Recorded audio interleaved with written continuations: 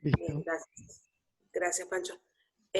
Bueno, hay muchos invitados, hay muchos participantes que no son habituales de la mesa, así que voy a hacer también para los expositores voy a contar brevemente qué es lo que estamos haciendo.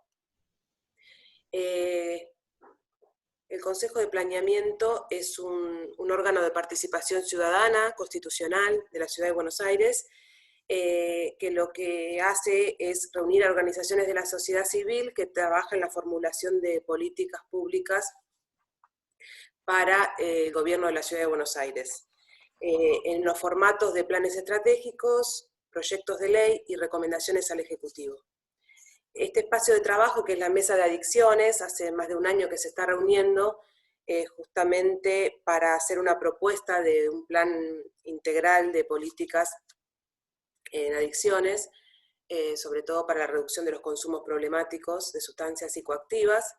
Y en ese sentido estuvimos todo el año pasado y también durante este año invitando diferentes funcionarios y personas que trabajan en la temática para que nos fueran contando cómo estaban trabajando y demás, para nosotros poder el año que viene hacer una propuesta escrita en formato de recomendación al Poder Ejecutivo. En este marco de la mesa, hoy abrimos la invitación porque, bueno, tenemos algunos invitados, invitadas muy interesantes que nos van a contar sus programas de trabajo, y por eso también abrimos la invitación a otras organizaciones que no participan del COPE habitualmente, pero que están interesadas en la temática.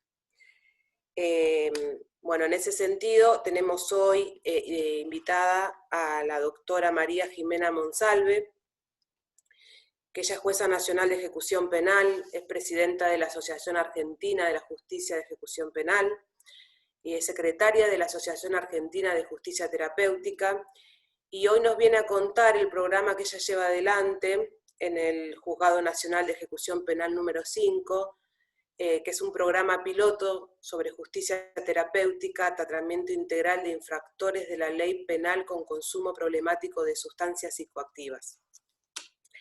Bueno, en este sentido agradezco también las gestiones de Eduardo Laborato, que hizo de intermediario y para que Jimena pueda estar hoy acá, y que también participa activamente del trabajo de esta mesa.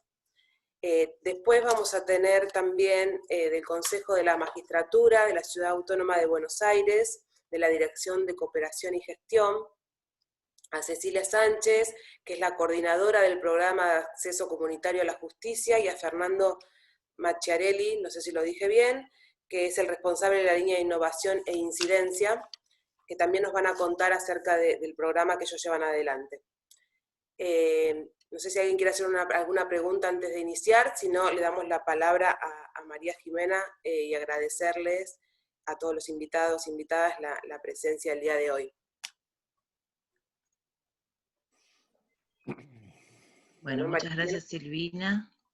Les agradezco este espacio de escucha y de permitirme compartir con ustedes la experiencia que estamos llevando adelante en el juzgado. Bueno, celebro la tarea de la mesa porque los desafíos son muchísimos y cada vez indudablemente van a ser más. No podemos hacer un análisis de cómo trabaja la justicia si no nos damos cuenta en forma integral de qué es lo que necesita nuestra sociedad o nuestras comunidades de la justicia en un momento histórico determinado, ¿no es cierto? Y siempre tenemos esta gran dificultad, que es que la ley está diseñada de una forma estructural, entonces los cambios de las dinámicas, los cambios de hábitos, de percepción en las decisiones judiciales son muy difíciles de lograr, y la propuesta que yo les traigo hoy es simplemente mostrarles cómo nosotros con algunas voluntades que se pudieron concertar, pudimos enfocar un problema muy grave que tenemos en la ejecución penal en nuestra etapa, que tiene que ver con aquellas personas que cometen delitos asociados al consumo.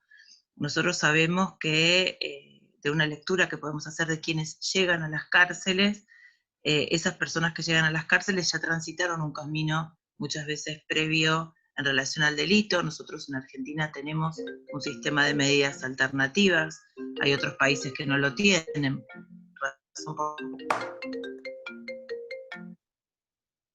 Cierro haya sido, o sea, reiterante en el delito, por ejemplo, ¿no?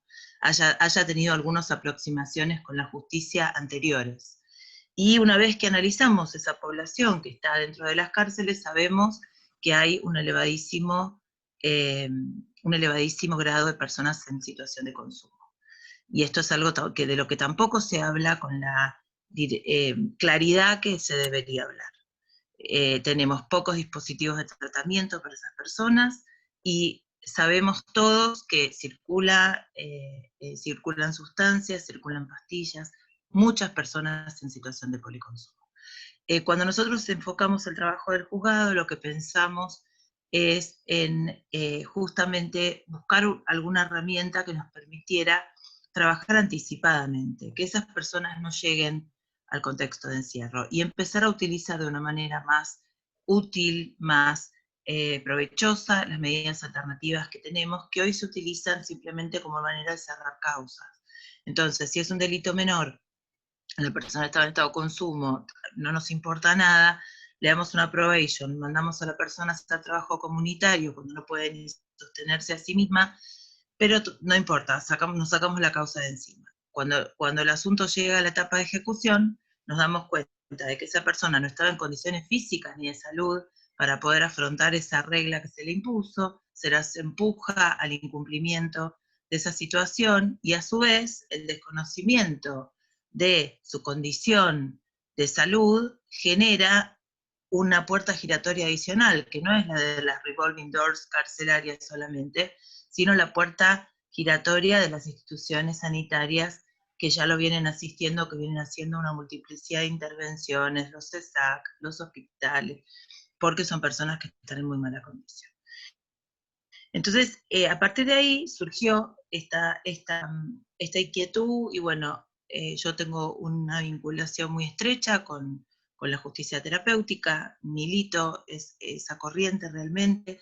Creo que las justicias alternativas van a ser las que nos van a salvar de alguna forma del exceso de criminalización, del exceso de prisionización. O sea, si nosotros no empezamos a familiarizarnos con estos criterios y a darnos cuenta de que hay formas de resolver los conflictos que no tienen que ver con una hoja de papel en donde yo escriba algo que la persona que la va a recibir no va a entender nada, pero no importa, porque a nadie le importa eso, evidentemente. Es algo que nosotros nos tenemos que replantear. Y bueno, dentro del grupo de justicias alternativas, la justicia terapéutica aparece como una corriente que nace en los años 80 en los Estados Unidos como consecuencia de la crisis del crack, cuando en Estados Unidos la única respuesta que había para la situación de consumo y encarcelamiento masivo justamente era colapsar las cárceles y colapsar los tribunales. Y en nada se resolvía el problema gravísimo que había de consumo. Entonces, a partir de ahí, dos grandes personas formadas, David Wexler y Bruce Winnick, ambos formados no solo en la ley, sino en la interdisciplina, que esta va a ser la palabra clave de lo que yo les voy a exponer hoy, empiezan a estudiar algo que no se había estudiado antes, que es cuál es el efecto real que la aplicación de una norma genera sobre la persona. Nosotros podemos tener normas que en abstracto sean muy buenas, porque pensamos que son un producto de un consenso social y que son muy provechosas para la organización de nuestra sociedad, pero cuando nosotros aplicamos esas normas, en cada uno de los casos va a haber un efecto sobre ese destinatario diferente. Y muchas veces las aplicaciones de buenas normas, sin la visualización de este efecto que producen sobre ciertas personas, salud, Fernando, no pasa nada, esta falta de noción del efecto que tienen las decisiones judiciales sobre las personas que pasan por el sistema de justicia es lo que hace que a veces seamos responsables de haber causado un desastre.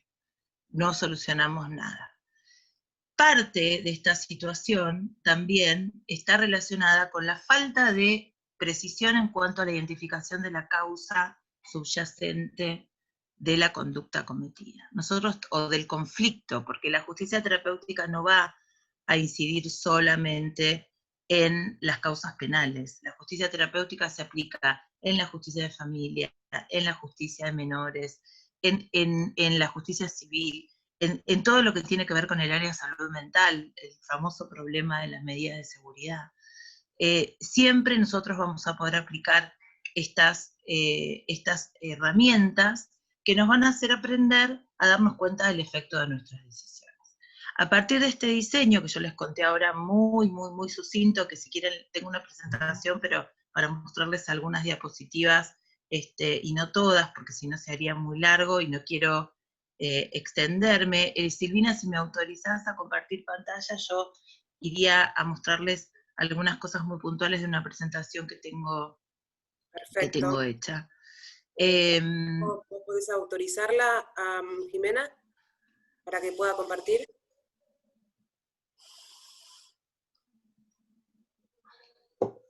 A ver si ya estoy autorizada. No, todavía. Bueno, mientras tanto yo sigo hablando. Bueno, a partir de esta corriente, entonces, nosotros, ¿qué es lo que pensamos? Que una de las malas decisiones que se estaban tomando jurisdiccionalmente tenían que ver con los casos de las personas en estado de consumo. ¿Por qué? Por estas cosas que les dije al principio, ¿no es cierto? Porque las personas no comprenden el alcance de la decisión, porque no están en condiciones físicas